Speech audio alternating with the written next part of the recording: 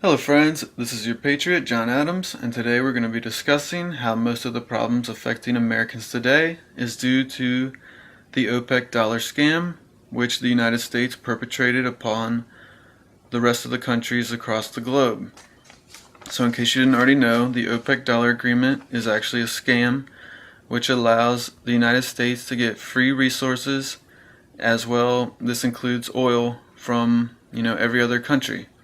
What we have done is we force any country that wants oil and doesn't already have it, we force them to give us free resources so that they can exchange it for dollars. Then we force them to use these dollars to buy their oil. So they can't use anything else but dollars to buy the oil.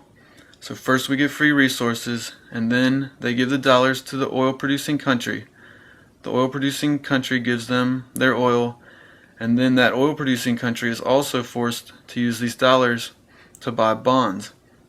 So we give them a longer promise. So they can't, like dollars, you have to be given, like you exchange your dollar for something immediately. Bonds, you have to get the stuff, as agreed upon, and it takes a long time to get your money back.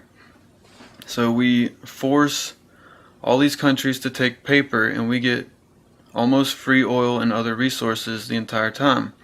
And then, once that oil producing country gives us the paper dollars and we give them the bonds, then we can use these dollars to again go to a different country and get other resources.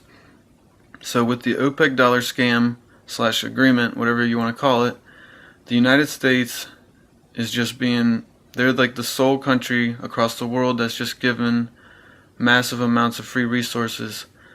But all the other countries, they're on the other end of the stick. And at some point, it has to turn back the other way. And, it's one thing if people are going out and robbing people, I guess, right? But if you don't even know that you're doing that, then you're in a really bad position, because now you have Russia and China and a lot of other countries very mad at you who want to get their money back. And they're going to probably do this with war. We just heard about how China has released a fleet of nuclear submarines. This could turn the power towards the new BRICS nations. But the U.S. problems that are due to the OPEC dollar scheme include war, our domestic military buildup, false flags, financial problems, etc. So we have to go to war with any country that happens to want to trade its resources directly for oil. Then they can skip that whole process of getting the dollars, which is really financially burdensome.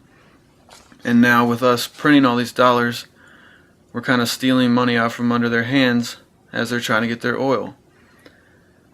So we have to, go there and stop those people who are trying to negotiate with things besides dollars. These types of countries include Libya, Iraq, and Syria, who is tied with Iran, who is currently making trade agreements with Russia and China. So also we have the domestic military buildup. That is related to the OPEC dollar scheme because the United States people have been subverted by all these other foreign countries of the world. And we don't really even have control over our government now. So they've set up this domestic military to take us down. And the only thing that's against that really is the individual with his own firepower. But the problem is that we need to stop treading on other countries and whatnot. And don't tread on me, but don't tread on anybody else is a better motto, I think, than just don't tread on me. Also, we have false flags in the United States. So these are due to the fact that the United States is being taken down except from the inside. And all these problems do have to do with the OPEC dollar scheme.